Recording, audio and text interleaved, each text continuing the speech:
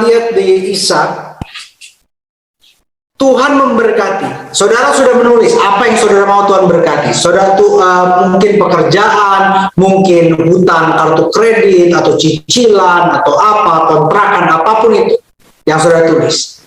Nah, sekarang ingat ada dua ya, bukan cuma Tuhan berkati, tapi kita menabur. Sekarang saya mau saudara menuliskan nominal yang saudara akan tabur di kertas itu.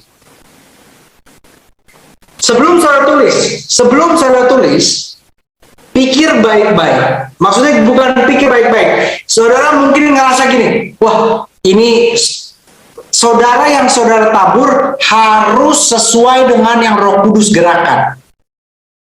Sekali lagi, harus sesuai dengan yang Roh Kudus gerakan. Salah satunya gimana? Misalnya saudara ngerasa, waduh, saya disuruh tabur 3 juta. Besar banget, ini pasti suara setan. Enggak. Setan tidak akan pernah suruh saudara untuk nabur untuk pelayanan. Kalau saudara merasa itu suara setan, saudara salah. Berapapun nominal yang Roh Kudus taruh dalam hati saudara, yang ada di rekening saudara, berapapun nominal yang Roh Kudus sekarang kasih tahu saudara, saudara tulis sekarang. Saudara tulis nominal sekarang, saya akan tabur sedemikian. Sesuai dengan yang Roh Kudus perintahkan ya. Sesuai dengan yang Roh Kudus tuntun. Tulis sekarang. Tulis sekarang dalam nama Yesus.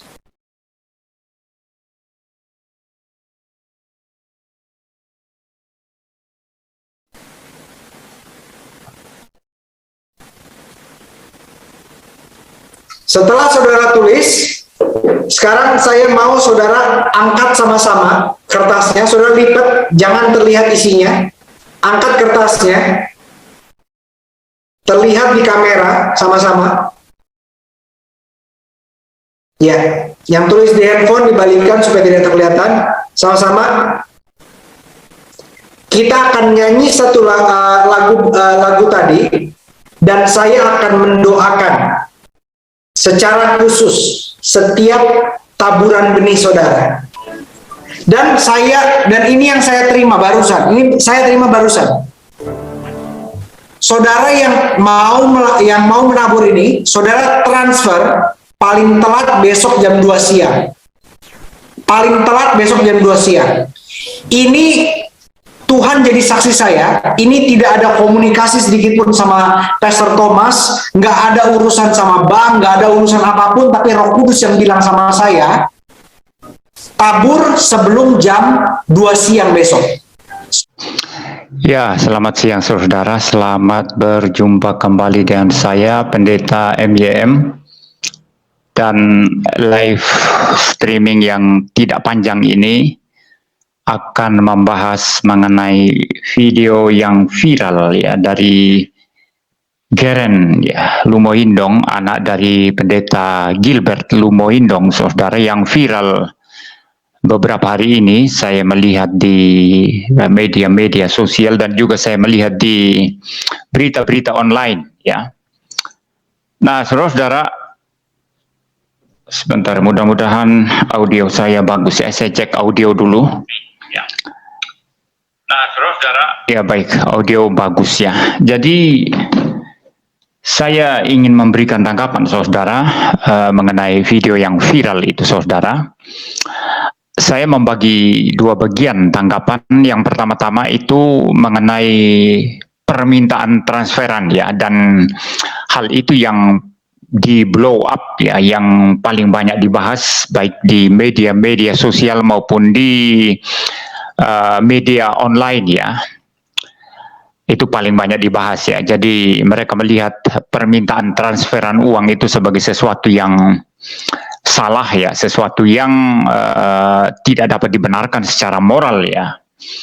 Saya akan memberikan tanggapan mengenai hal itu yang pertama, dan yang kedua nanti saya berfokus kepada aspek teologis ya, dan konsen saya di sini sebetulnya adalah pada hal yang bersifat teologis ya. terutama yang dikaitkan dengan pekerjaan Roh Kudus begitu. Karena di dalam videonya itu Geren Lumoindong ini saudara itu mengatasnamakan Roh Kudus ya ketika meminta transferan daripada jemaat. Baik, saya masuk ke bagian yang pertama dulu. Yang pertama itu masalah Geren meminta transferan jemaat ya. Bagi saya begini saudara, kita lihat konteksnya dulu ya seperti apa. Dan saya sendiri tidak berani untuk memberikan tanggapan yang komprehensif untuk bagian yang pertama ini karena saya tidak melihat atau saya tidak mempunyai video lengkap daripada bagaimana Geren itu konteksnya ketika meminta transferan uang dari jemaat ya saudara ya. Nah, kalau berdasarkan video yang singkat, yang viral itu saudara, mungkin saya perlu tampilkan apa enggak ya videonya ya. Tapi saya tidak akan putar saudara ya. Karena di dalam segala sesuatu saya tidak mau diganggu oleh yang namanya copyright ya. Klaim copyright. Ya itu video itu saudara ya. Saya tidak tahu ini dari apa ini, inilah.com ya. Di situ diberi judul heboh, putra pendeta Gilbert minta transfer uang berdalih bisikan Roh Kudus. Ya itu ya saudara videonya ya, saudara dengarkan sendiri nanti saudara. Mungkin yang ini saya turunkan dari screen.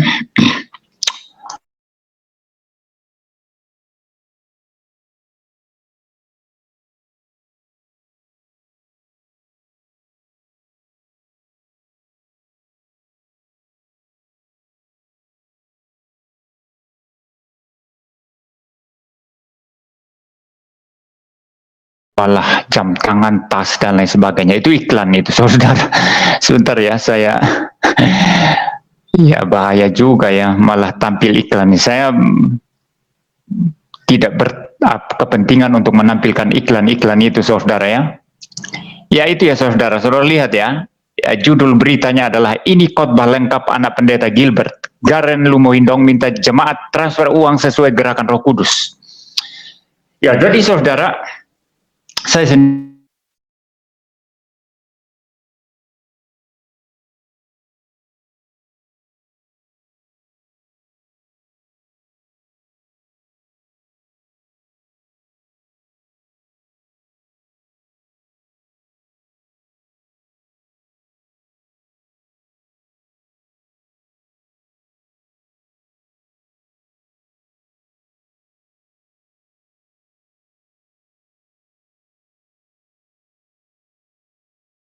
uang untuk mendukung pelayanannya itu sepertinya bagi saya tidak melihat satu kesalahan di sana ya.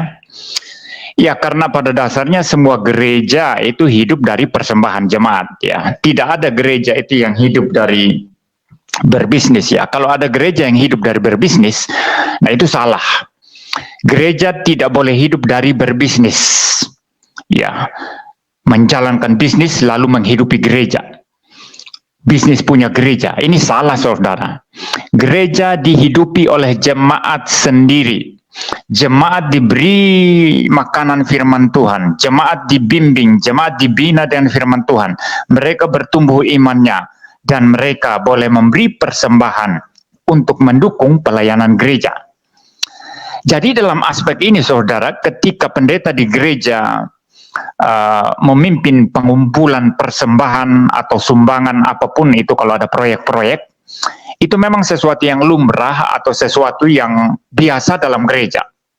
Sesuatu yang biasa di gereja-gereja Protestan yang biasanya tidak memperlakukan persepuluhan secara ketat, ya karena saya mengatakan tidak memperlakukan persepuluhan secara ketat karena ada gereja tertentu yang sudah menentukan jumlah persepuluhannya berapa. Seharusnya kan tidak begitu, saudara ya.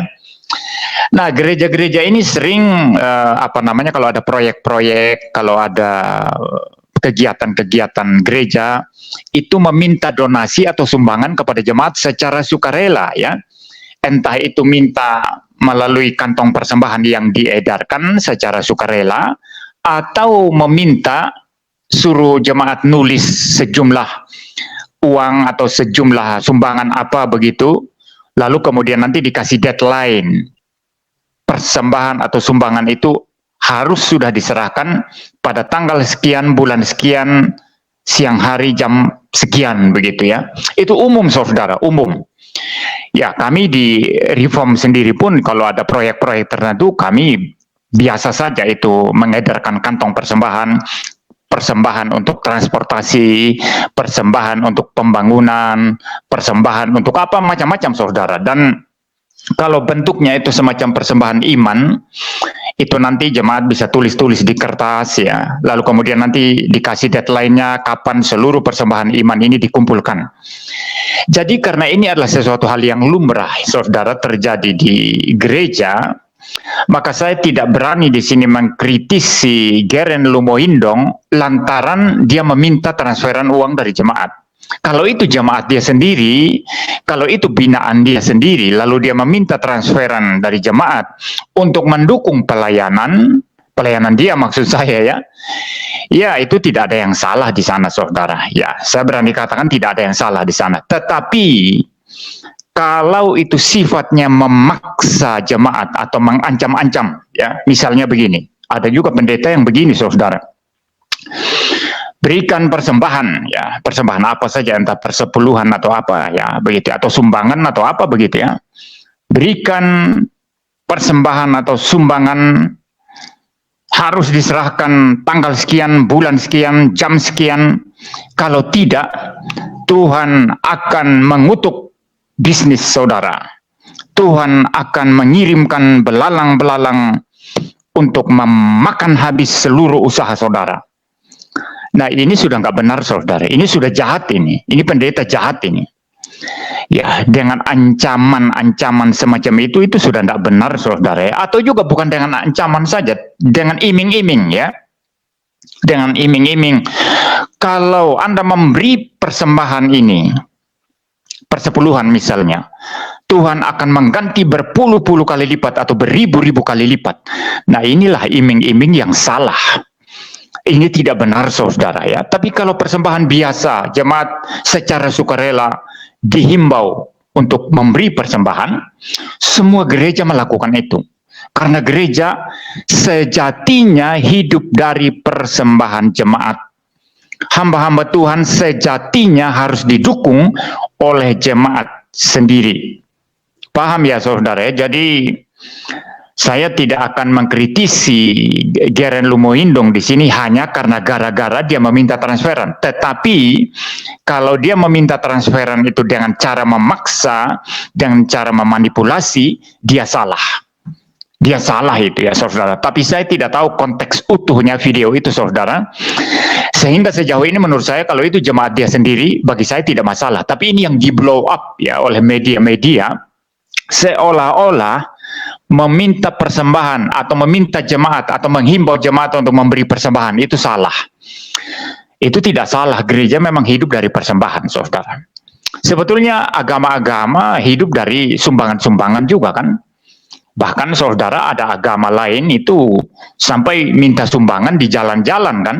Ya sampai minta sumbangan di jalan-jalan. Apa masalahnya?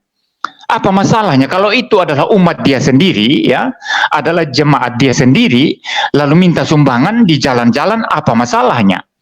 No problem saudara, tidak ada masalah ya. Jadi ini tanggapan saya yang pertama ya. Tetapi yang kedua ini saya mau fokus kepada isu teologis. Karena biar bagaimanapun Geren Lumoindong di sini menyebut Roh Kudus di situ ya. Mungkin saya membaca ini berita dari suara.com ya saudara ya. Karena biar bagaimanapun menurut saya berita ini memuat secara ringkas isi daripada video yang viral itu ya. Saya akan membaca ya saudara ya. Geren Lumoindong, anak pendeta Gilbert Lumoindong, menjadi perhatian publik setelah cuplikan atau potongan video khotbahnya beredar luas di media sosial. Dalam video yang diposting oleh akun X Partai Sosmed ya, pada hari Rabu 20 April, Geren diduga meminta jemaatnya untuk memberikan sumbangan dengan mentransfer sejumlah uang. Nah, ini yang saya katakan tadi, kalau itu jemaat dia sendiri dan itu permintaan untuk mendukung pelayanannya atau mendukung pelayanan daripada jemaat itu sendiri, ya apa problemnya ya saudara? Tidak ada masalah di sana ya. Mari kita lanjut.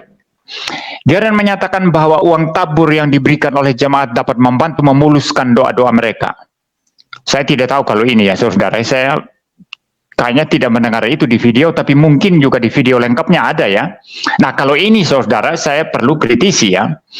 Apakah persembahan jemaat itu dapat memuluskan doa-doa mereka? Kalau demikian berarti kita dapat membayar Tuhan untuk memuluskan doa-doa kita. Atau kita dapat membayar kepada gereja atau kepada pendeta agar doa-doa kita dimuluskan. Dan bagi saya ini sesuatu yang tidak benar ya. Sesuatu yang tidak benar ya. Ya baik, kita lanjut aja saudara ya. Dia juga meminta jemaatnya untuk menulis jumlah uang tabur yang ingin disumbangkan, kemudian meminta mereka mentransfer uang tersebut ke rekening yang telah ditentukan. Nah, ini biasa ya. Di gereja reform juga ada tulis-tulis gitu, persembahan iman. Tulis-tulis di kertas, nanti dikumpulkan, nanti ada deadline tertentu, diserahkan ya. Gereja begitu saudara. Ini no problem ya. Lanjut. Bahkan Geren memberi batas waktu untuk transfer ini, mengklaim bahwa tenggat waktu tersebut didasarkan pada bisikan Tuhan. Nah, ini yang perlu saya tanggapi serius, saudara. Ada tenggat waktunya, ya, deadline-nya kapan persembahan harus diberikan. Itu biasa ya, kalau gereja ada proyek tertentu, lalu kemudian menarik sumbangan kepada jemaat, lalu dikasih deadline, mohon saudara semua sumbangan atau persembahan untuk proyek ya, itu diserahkan, dikumpulkan nanti pada tanggal sekian, bulan sekian, pada jam sekian, mohon semua diserahkan ke gereja, itu biasa ya. Tapi ini yang saya perlu kritisi adalah, saya baca ulang ya, bahwa Geren memberi batas waktu untuk transfer ini, mengklaim bahwa tenggat waktu tersebut didasarkan pada bisikan Tuhan. Didasarkan pada bisikan Tuhan. Nah, ini yang saya harus kritisi ya. Bagaimana bisikan Tuhan itu kepada Geren ya? Bagaimana Tuhan membisik kepada dia ya? Apakah Tuhan juga tidak bisa membisik kepada jemaat? Kapan jemaat itu harus memberikan persembahan itu ya saudara ya. Nah, bagi saya ini sesuatu yang tidak biblikal ya. Kenapa saudara? Karena di era kita sekarang sangat sulit bagi seseorang untuk dipercaya ketika dia mengatasnamakan Tuhan dan berkata bahwa Tuhan berbicara kepada dia, Roh Kudus berbicara kepada dia, Tuhan berbisik kepada dia dan lain sebagainya. Apakah hanya dia yang menerima itu? Bagaimana dengan orang Kristen lain? Kalau dia terima bisikan Tuhan, kenapa orang Kristen lain tidak boleh? Apakah dia lebih istimewa dari orang Kristen lain? Atau apakah dia menjadi pendeta yang lebih istimewa dari pendeta-pendeta yang lain?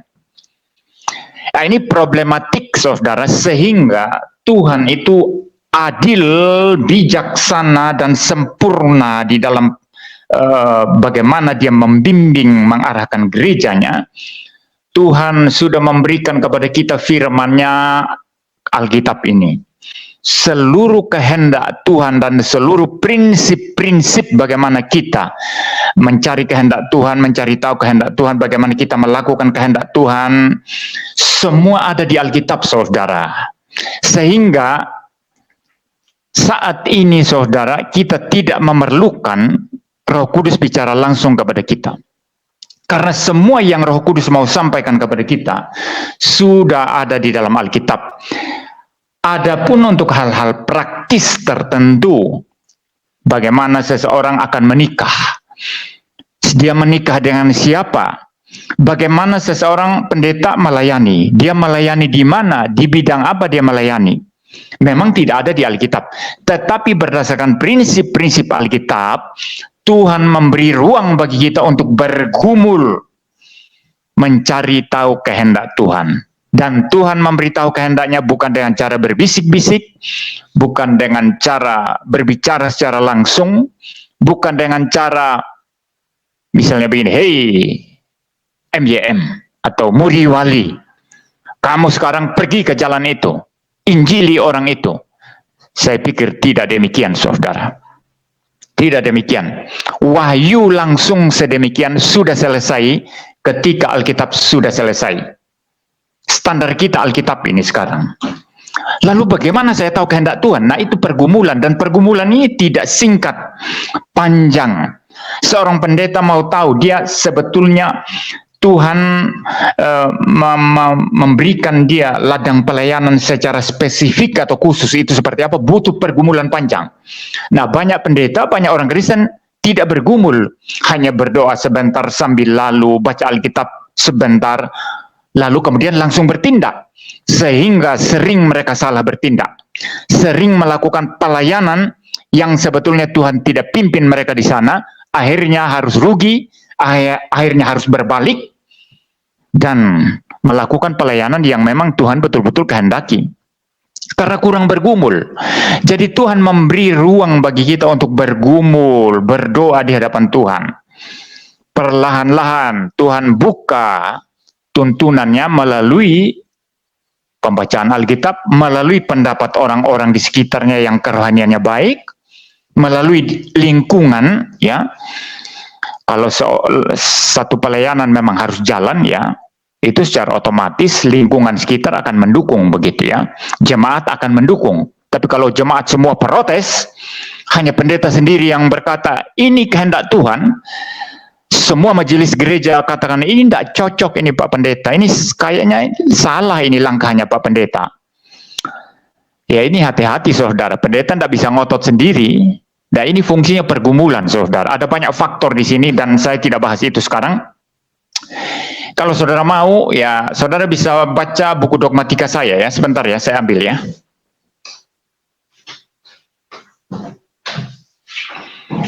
Di dalam buku dogmatika saya ini, saudara, itu lengkap semua. Saya membicarakan bagaimana kita orang Kristen tahu kehendak Tuhan. Bukan dengan cara berbisik-bisik, maksudnya Tuhan berbisik-bisik atau bicara secara langsung, tapi melalui pergumulan. Ada tahapannya seperti apa. Semua lengkap di sini, saudara ya. Di bagian yang membahas tentang doktrin Roh Kudus, ya. Jadi saudara nanti masuk ke dalam doktrin Roh Kudus, di situ ada bab khusus yang membahas tentang bagaimana kita mengetahui kehendak Tuhan, ya. Itu judulnya adalah, sebentar ya, saya buka aja ya. Ini di halaman 659, saudara, ya, di halaman 659. Ini saya masih mau baca sebetulnya, saudara, karena saya masih mau kritisi, saya turunkan dulu ya. Untuk sementara ya, sebentar ya, saya turunkan dulu yang ini. Ya, biar saudara lihat ini ya, di halaman berapa tadi? 659. Itu ada bab yang berjudul mendengarkan suara Roh Kudus. Saya bahas secara lengkap dan utuh di buku ini, saudara. Ya, silakan saudara membaca ya. Kalau yang belum punya, silakan saudara membeli, bisa pesan di WA admin GKKR ya. Ya, baik, saya lanjut saudara ya. Jadi kita mengetahui kehendak Tuhan melalui pergumulan, melalui doa, melalui membaca Alkitab, melalui diskusi dengan orang-orang yang kerohaniannya baik, melalui bagaimana kita menanggapi respons lingkungan dan lain sebagainya. Semua itu penting, saudara. Jadi tidak bisa kita mengatakan Tuhan Yesus berbisik kepada saya tadi malam, jemaat harus lakukan ini, lakukan itu. Allah Tritunggal berbisik kepada saya tadi malam dan mengatakan gereja ini harus begini begitu. Saya pikir tidak demikian sekarang ya. Jadi persis di poin ini saya mengkritisi ya. Saya akan muat lagi tadi saudara ya. Berita online itu tadi, karena saya pikir cukup lengkap memberitahu kita isi khotbah daripada Geren Lomoindong ya.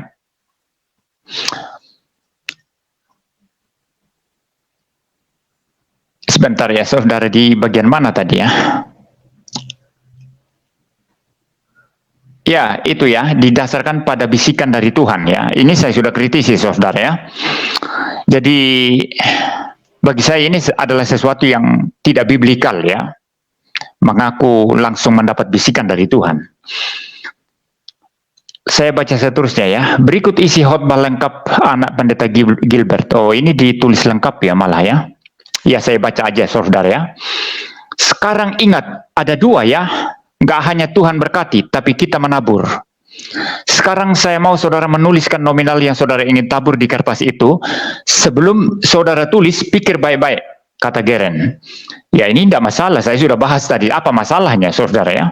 Saya pun ya kalau ada proyek tertentu lalu melibatkan jemaat, ya lalu saya minta jemaat, ayo kita tulis masing-masing kita kira-kira relanya persembahan, memberi persembahan untuk proyek ini berapa. Lalu jemaat tulis di kertas. Itu biasa saudara ya. Jadi kalau ini yang dikritisi saya tidak mau kritisi ya. Ini biasa aja di dalam pelayanan Kristen ya. Ya, sebelum saudara tulis pikir baik-baik. Nah, ini juga sudah benar ya. Artinya jangan buta, jangan kalap ya. Nanti orang kalap hanya gara-gara dia mau ingin kasih banyak sekali persembahan lalu kalap. Dia tulis, saya persembahkan 10 juta begitu ya. Ternyata uangnya tidak sampai 10 juta saudara. Sisanya nanti dia hutang sana hutang sini untuk bayar persembahan, itu kan kacau saudara. Jadi saya tidak kritisi ini saudara. Ini bagi saya tidak apa-apa, tidak masalah ya. Lanjut.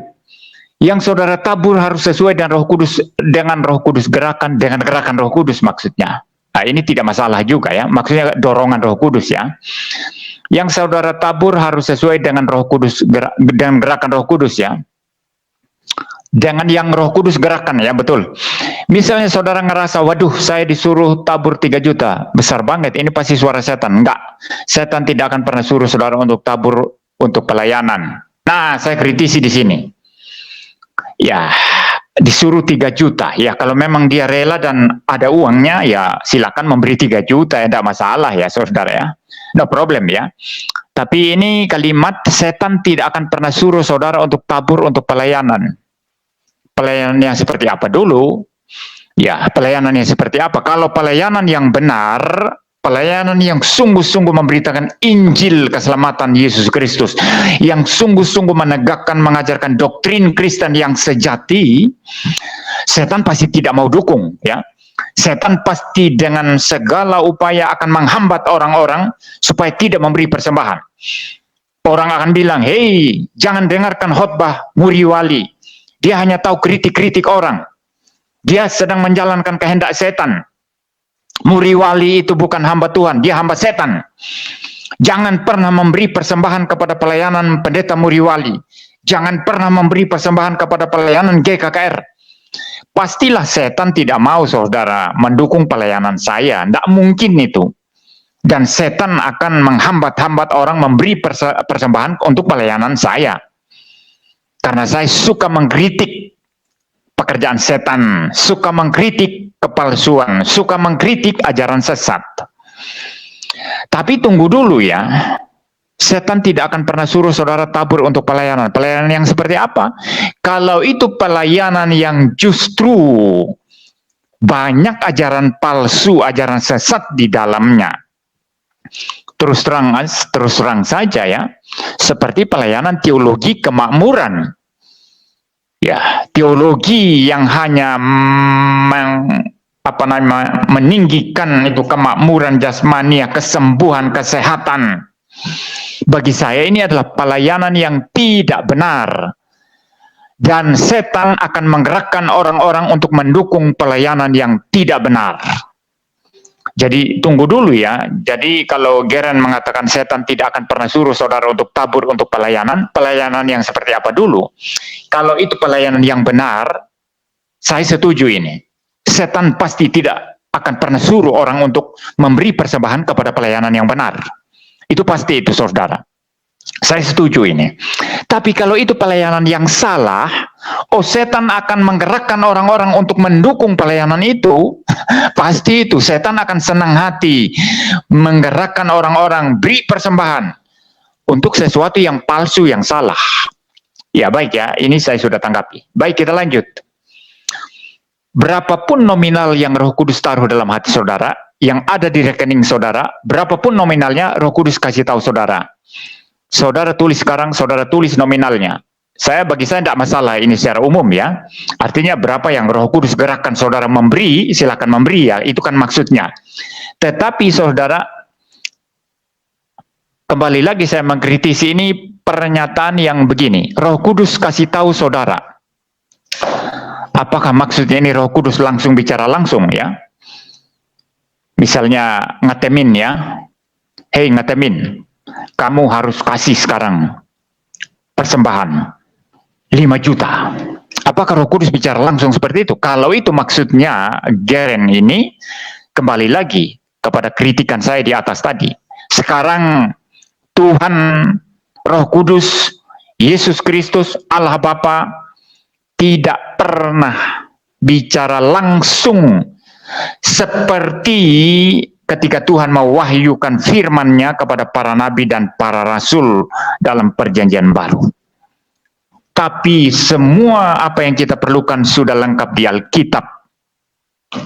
Tinggal kita bergumul dan itu butuh waktu untuk menjadi tahu kehendak Tuhan, menjadi matang di dalam pimpinan Tuhan.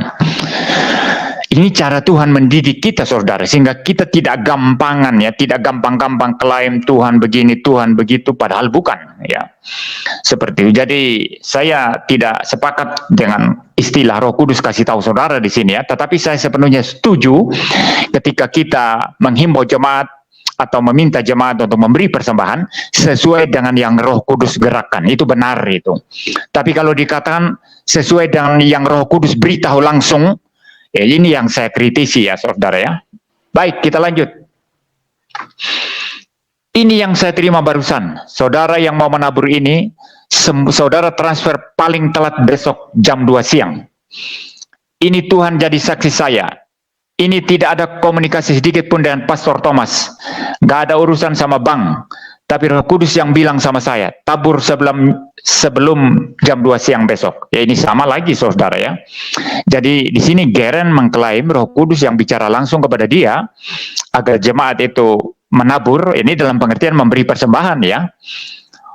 Lalu dikatakan juga Tuhan yang jadi saksinya ya. Ya ini berbahaya menurut saya ya. Ya ini bagi saudara Geren kalau mendengarkan kupasan saya ini, Anda bagi saya perlu hati-hati ini ya, dan perlu belajar ya. Tuhan jadi saksi saya. Jangan terlampau berani membawa nama Tuhan di sini sebagai saksi saudara ya. Sekalipun begini menurut saya ya. Saya tahu Geren ini masih muda ya. Dia perlu banyak belajar ya.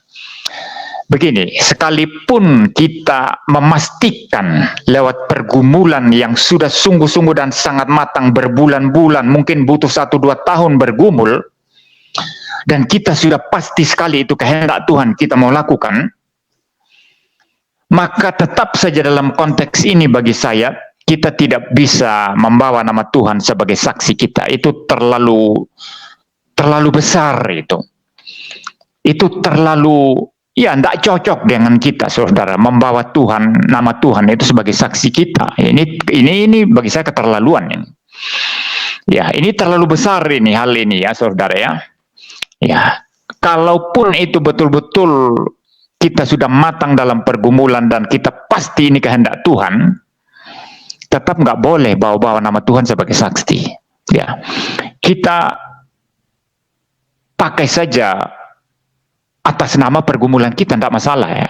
Saudara sebagai pendeta yang sudah membimbing saudara sekian lama, mengajar saudara setia kepada Tuhan, setia kepada firman Tuhan, setia kepada Injil yang sejati, setia kepada Yesus Kristus satu-satunya Tuhan dan Juru Selamat.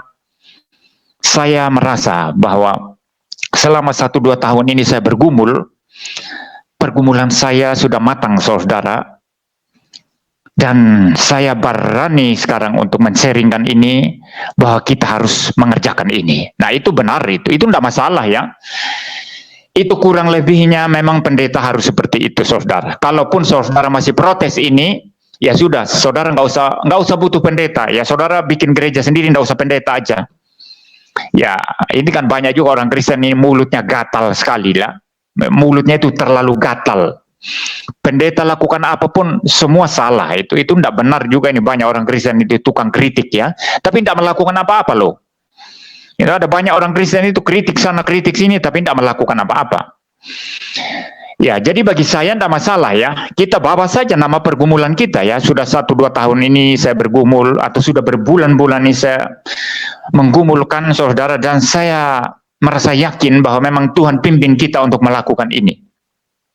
Tidak masalah, no problem itu. Tapi membawa nama Tuhan sebagai saksi, wah ini terlalu berbahaya ini. Terlalu berbahaya ini. Ya, saya harap Geren bisa mendengarkan ulasan saya ini, saudara ya. Ya, kalau Geren mau bertukar pikiran dengan saya, silakan juga. Saya siapkan ruang untuk Geren Lumoindong ini ya. Kalau mau bertukar pikiran dengan saya ya. Untuk hal ini ya. Mari kita lanjut, saudara. Ini tidak ada komunikasi sedikit pun dan Pastor Thomas. Ya, itu tidak masalah ya. Nggak ada urusan sama Bang. Ya, itu masalah lain. Tapi Roh Kudus yang bilang sama saya, tabur sebelum jam 2 siang besok. Nah ini Roh Kudus yang bilang. Bagaimana caranya Roh Kudus bilang kepada Geren? Ini perlu betul-betul saya kritisi ya saudara ya. Kembali lagi kepada tesis saya tadi, bahwa Roh Kudus tidak berbicara langsung di konteks kita sekarang, tapi berbicara lewat pergumulan kita. Nah bentuknya gimana itu Pak Pendeta? Kan ada yang bertanya, kan bingung ya. Kalau bukan Tuhan yang bicara langsung, lalu bagaimana kita tahu? Kita memang berdoa, bertahun-tahun berdoa, berbulan-bulan berdoa, baca Alkitab, renungkan firman Tuhan. Kita berdiskusi dengan orang-orang yang kerohaniannya baik. Bagaimana caranya tahu Pak Pendeta? Nah, saya katakan tadi ya, di buku ini itu lengkap semua. Jadi saya tidak akan mengulang di sini, saudara. Saudara silakan mencari buku saya ini yang belum punya, ya. Lengkap di sini, saudara. Di bagian doktrin Roh Kudus, bab yang berjudul mendengarkan suara Roh Kudus. Itu berbicara tentang bagaimana mengetahui kehendak Tuhan secara lengkap di situ. Nah, lewat pergumulan, saudara, ya. Jadi saya tidak akan mengulas secara lengkap apa yang saya tulis di buku ini, saudara. Tetapi secara ringkas saya akan memberikan prinsip-prinsipnya. Yang pertama-tama, saudara, kalau saudara mau tahu kehendak Tuhan, saudara harus mengetahui prinsip Alkitab. Contoh, orang mau menikah. Mau menikah, Anda harus tahu bahwa kalau laki-laki, yang dia harus nikahi adalah wanita yang merupakan penolong yang sepadan. Penolong yang sepadan berarti sepadan dalam hal apa? Kerohanian, di dalam hal juga masalah-masalah jasmaniah ya, misalnya status sosial ekonomi. Kalau itu ada kesenjangan kan bermasalah nanti, saudara ya. Tapi yang paling utama di sana istilah sepadan itu adalah dalam hal iman, saudara. Jadi saudara tidak bisa melangkah keluar pergi ke wanita yang imannya lain, yang tidak percaya Tuhan Yesus, lalu saudara mau menikah dengan dia. Saudara, saya berani berkata 1000% di sini, saudara bergumul seperti apapun, berdoa seperti apapun, Tuhan tidak akan pimpin saudara, dan Tuhan tidak akan menyatakan kehendaknya kepada saudara. Tidak mungkin, saudara sudah salah secara prinsip di sana. Jadi kalau begitu menikah dengan siapa? Sesama Kristen, penolong yang sepadan.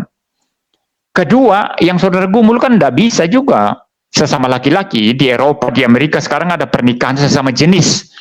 Jadi orang mau menikah, yang dia gumulkan, misalnya Tony, menggumulkan Tommy untuk menjadi pasangannya, ini sudah salah. Anda cari tahu kehendak Tuhan apapun, tidak akan ada, nggak akan dapat. Karena ini sudah salah, saudara. Ini sesuatu yang tidak benar ya, yang melawan firman Tuhan. Pernikahan itu haruslah satu laki-laki dan satu perempuan. Anda mau poligami juga, lalu Anda cari tahu kehendak Tuhan, Tuhan tutup. Saudara tidak akan pernah mendapat tuntunan atau pimpinan Tuhan di sana. Ya. Kenapa, saudara? Karena sudah melawan prinsip firman Tuhan. Nah, itu sebabnya orang yang mau menikah harus paham prinsip-prinsip Alkitab. Itu baru beberapa tadi. Ada begitu banyak yang saudara harus paham. Belum lagi Anda harus memahami doktrin-doktrin Kristen yang paling fundamental, yang penting bagi setiap orang Kristen. Nah, setelah semua ini beres, Anda sekarang melaju ke pergumulan yang lebih khusus. Alkitab tidak bicara si Tony istrinya nanti akan yang akan jadi istrinya namanya Rini. Alkitab tidak akan bicara begitu, saudara. Lalu kita harus menikah dengan siapa? Itulah masuk dalam pergumulan pribadi. Nanti Anda berdoa setiap hari, membaca Alkitab. Nah, tentu saudara kan sudah punya ada sesuatu dalam pikiran saudara. Ini pemudi gereja saya yang namanya Ani, kelihatannya baik, kerohaniannya baik, juga kelihatannya cocok dengan saya begitu. Anda doakan Ani, tidak apa-apa. Doakan Ani di hadapan Tuhan. Anda doakan sambil baca Alkitab, renungkan firman Tuhan, terus berdoa. Nah, nanti Tuhan kasih tanda. Bukan tanda Tuhan bisik-bisik atau apa, tidak. Ketika Anda bergumul, ada sukacita sorgawi dalam hati saudara, ya. Ada sukacita sorgawi. Semakin berdoa untuk Ani, semakin merenungkan firman Tuhan setiap hari, baca Alkitab, semakin ada sukacita. Ini pertanda kehendak Tuhan adalah memang si Ani. Tapi tidak berhenti sampai di situ, saudara. Anda juga harus tanya Pak Pendeta, harus tanya majelis gereja atau teman jemaat yang kerohaniannya baik. Tanya-tanya aja, Pak Pendeta, saya kok rupanya rasanya cocok sama si Ani, Pak Pendeta. Saya senang sama Ani ini, baik ini Pak Pendeta. Kalau menurut Pak Pendeta bagaimana? Nah, nanti pendeta mau pasti kasih tahu. Kalau kalian cocok atau tidak cocok, itu pendeta itu biasanya peka, ya. Ya, makanya pendeta pun harus menikah, saudara, ya.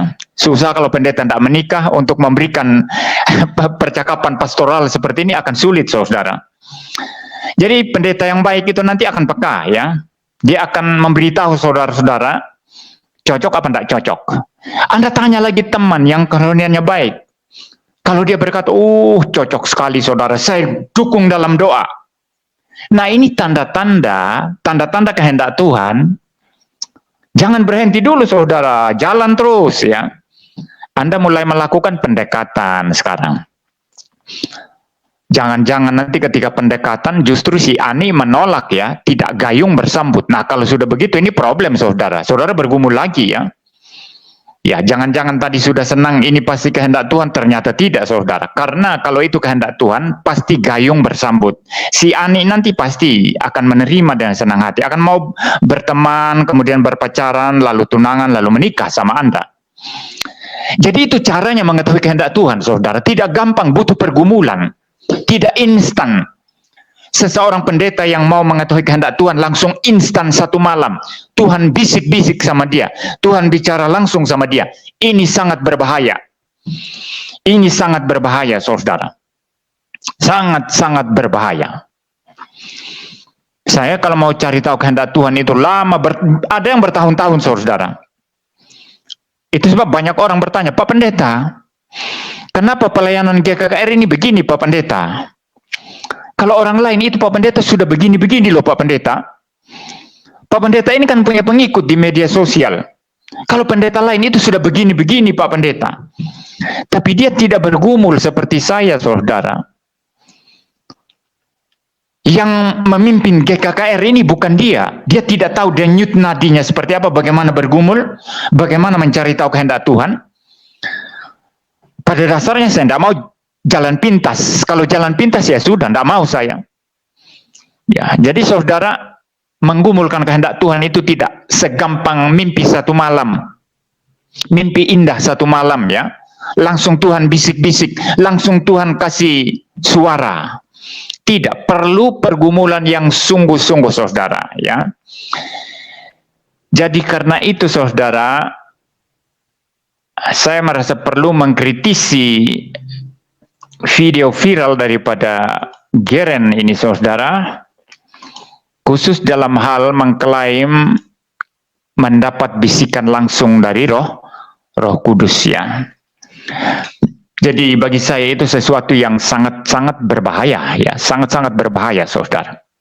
Adalah bijaksana untuk segala sesuatu pelayanan yang kita lakukan atau pergumulan pribadi yang kita lakukan, kita melalui step-step pergumulan yang alamiah, kita berdoa, kita belajar firman Tuhan, ya, memahami firman Tuhan dengan baik, ya, yang berkaitan dengan bidang pergumulan saya apa, dan bidang pergumulan kita apa.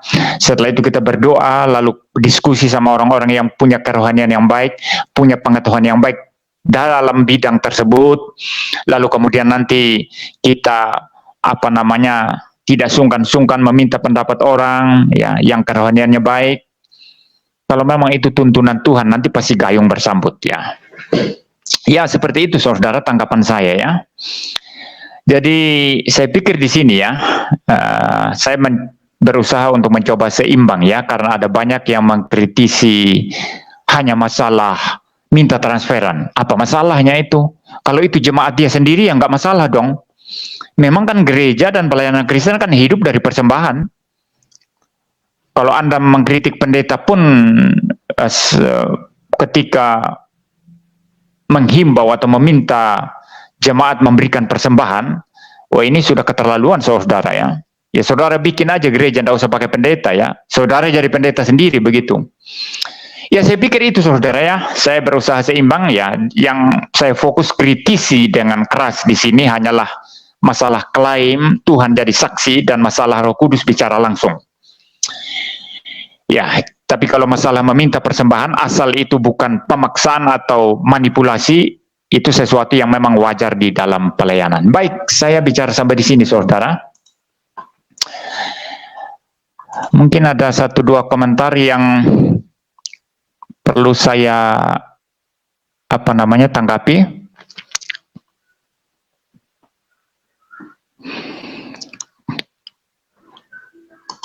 Ini dari Max Sahala ya, sering dengar lagu Suka-Sukamu Tuhan. Suka-Sukamu Tuhan maksudnya apa? Ini tidak jelas teologinya apa suka-sukamu. Tuhan tidak bisa suka-suka saudara. Karena Tuhan itu tidak arbitrer ya. Kalau Tuhan arbitrer ini bahaya sekali ya. Tuhan tidak pernah melakukan sesuatu yang bertentangan dengan nature-nya, yang bertentangan dengan sifat-sifatnya. Tuhan itu suci, maka Tuhan tidak pernah mengerjakan yang tidak suci. Paham? Tuhan itu maha kuasa, sehingga Tuhan tidak pernah melakukan sesuatu hal yang akhirnya dia sendiri tidak bisa selesaikan. Itu namanya tidak maha kuasa. Jadi suka-sukamu Tuhan ini bahaya juga ini ya. Suka-sukamu Tuhan tidak suka-suka loh saudara. Tuhan selalu bergerak, selalu bertindak sesuai naturnya, sesuai dengan keadilannya, sesuai dengan kasihnya, sesuai dengan hikmatnya, sesuai dengan bijaksananya, sesuai dengan pengetahuannya. Tidak bisa suka-suka saudara ya. Ya, tapi kalau maksudnya suka-suka artinya Tuhan aku berserah kepadamu. Ya, suka-suka Tuhanlah memperlakukan saya. Mungkin maksudnya itu penyerahan ya. Ya, tidak masalah juga sih ya. Tapi bagi saya tetap ada bahayanya ya. Bahaya di dalam memahami doktrin Allah nanti. Ada yang lain tidak ya? Ini dari Matahari ini. Tadi itu dari Maksahala ya. Yang ini Matahari. Namanya kok Matahari ya saudara ya. Mr. George, oh ini dia tanggapi orang lain ini ya. Kristen cerewet senggol Katolik terus. Nanti Ani tidak mau pacaran dengan kamu. Mulutmu seperti wanita, cerewet. Nanti Ani tidak mau pacaran dengan kamu ya. Ini cuma guyon dia ini saudara ya. Saya tidak tahu ini mungkin Mr. George ini menyenggol Katolik dan si Matahari ini adalah orang Katolik ya. Ya, Katolik juga suka senggol-senggol Protestan ya. Maka saya juga suka senggol Katolik ya. Ini belum waktunya, nanti ada waktunya saya senggol kembali Katolik. Karena saya lihat sekarang ramai juga Katolik mulai serang-serang kembali Protestan ya. Ya, ditunggu waktunya nanti pendeta MIM akan kembali juga menyenggol Katolik. Biarlah kita saling senggol-senggolan agar kita boleh sama-sama dibangun ya. Yang salah kita tinggalkan, yang benar kita pegang.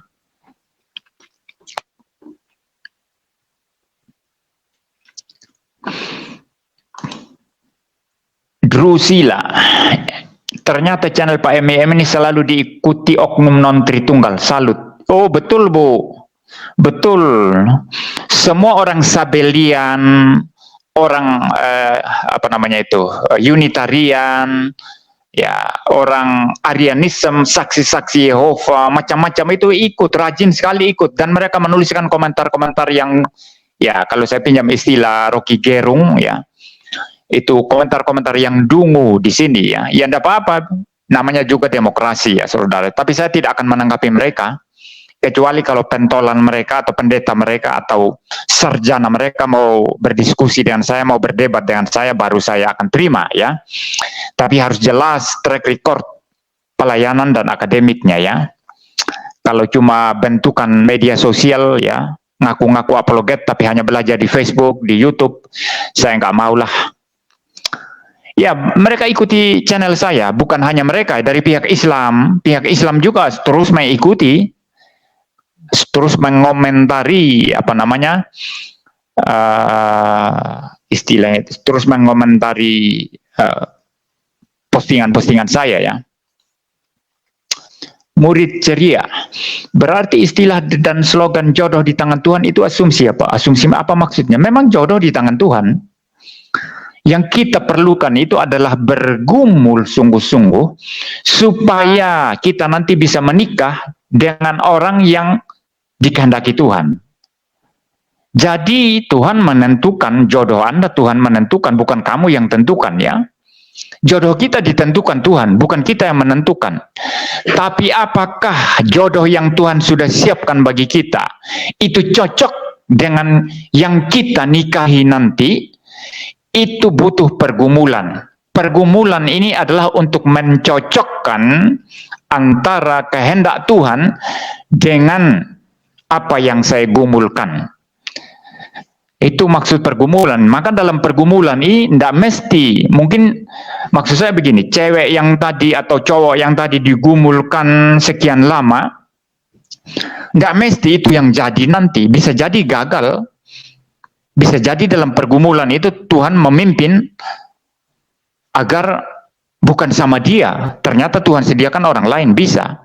Jadi pergumulan itu kan untuk mencocokkan, mengharmoniskan antara kehendak Tuhan dengan apa yang kita gumulkan.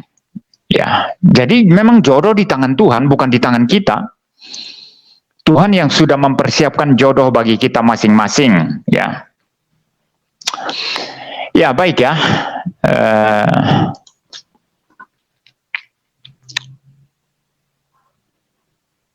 Nah ini, hati yang gembira, semakin besar tanggung jawab, besar pula kebutuhan, waspadalah. Ya, ini maksudnya Anda kaitkan dan persembahan ya. Ya, kalau Anda kaitkan ini dengan persembahan, saya aminkan ini, betul ini. Jadi seorang pendeta semakin besar pekerjaannya, semakin besar tanggung jawabnya, tentu kebutuhannya semakin besar. Itu artinya dukungan keuangan pun semakin besar ya.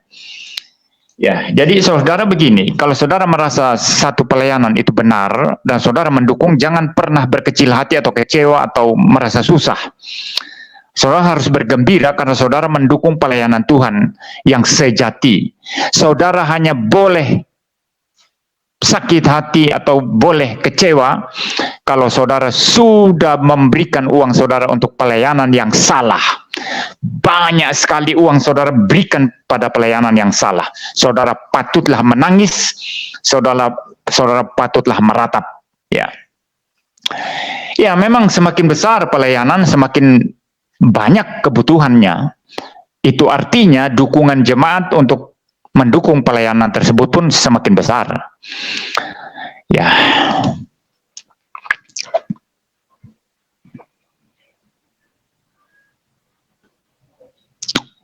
Ya, mungkin cukup ya saudara, nggak ada lagi ya. Oh, ini mungkin satu ya, terakhir ini ya saudara ya. Hans Christian. Ini kami dengar waktu itu juga bikin aneh Pak. Kapan orang-orang itu sadar? Tapi baiknya jangan jadi pendeta ya. Kalau kerjanya selalu hanya berkutat tentang kemakmuran dan uang. Ya, teologi kemakmuran itu selalu salah itu. Saya adalah penentang keras, sangat keras teologi kemakmuran. Ya, kita tidak butuh teologi kemakmuran dalam gereja. Tapi kita butuh satu teologi yang setia memberitakan Injil yang sejati.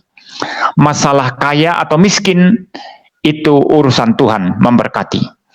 Ya, bukan masalah kaya atau miskin yang kita khotbahkan, kita perjuangkan, tapi masalah Injil yang sejati harus diberitakan. Yesus Kristus satu-satunya Tuhan dan Juru Selamat harus diberitakan. Doktrin yang benar harus diberitakan, apapun harga yang harus dibayar. Ada gereja diberkati oleh Tuhan, diberi kekayaan lebih. Ada gereja yang pas-pasan, ada gereja yang malah miskin. Ya, itu bukan sesuatu hal yang kita harus berjuang mati-matian agar gereja miskin menjadi kaya raya, gereja yang pas-pasan agar menjadi berkelimpahan lebih dari cukup, begitu. Bukan itu perjuangan kita, ya. Kaya miskin itu memang selalu ada. Bahkan Tuhan Yesus berkata, ya ini lain konteks ya, tapi prinsipnya saya kira sama. Ketika Yudas itu mengkritisi seorang perempuan yang meminyaki kaki Tuhan Yesus dengan minyak narwastu yang mahal harganya, Tuhan Yesus berkata, biarkan dia. Ya, karena dia sedang melakukan sesuatu untuk memperingati kematian saya. Tapi orang-orang miskin selalu ada padamu. Artinya apa ini? Tidak semua orang kaya. Orang miskin selalu ada. Gereja miskin selalu ada. Orang-orang Kristen miskin selalu ada. Jadi cilaka kalau pendeta seperti saya seumur hidup mengkhotbahkan agar orang-orang Kristen miskin menjadi kaya. Beri persepuluhan, Tuhan nanti bikin kamu kaya. Beri persembahan, Tuhan bikin kamu kaya. Ini pekerjaan yang bagi saya sama sekali sia-sia dan tidak berguna. Tugas saya bukan masalah itu. Tugas saya adalah memberitakan Injil. Tugas saya adalah mengajarkan firman Tuhan yang sejati. Tugas saya adalah memberikan pembelaan terhadap iman Kristen yang diserang entah dari luar maupun dari dalam. Bukan masalah bicara kaya atau tidak kaya, ya. Ya, jadi teologi kemakmuran itu tidak boleh diberi tempat di dalam gereja. Itu pasti selalu salah. Tapi itu tidak berarti bahwa saya melarang orang jadi kaya. Kalau orang kerja keras, lalu berusaha keras, lalu diberkati Tuhan dan kekayaan, ya puji Tuhan. Kalau ada gereja diberkati Tuhan dan kekayaan, puji Tuhan, bukan masalah itu. Tapi mengajarkan teologi kemakmuran, mengkhotbahkan teologi kemakmuran, itu selalu pasti salah. Baik, ini tanggapan terakhir saya, saudara. Saya akan meninggalkan live streaming ini sampai ketemu dengan saya di dalam live streaming selanjutnya. Tuhan memberkati kita sekalian.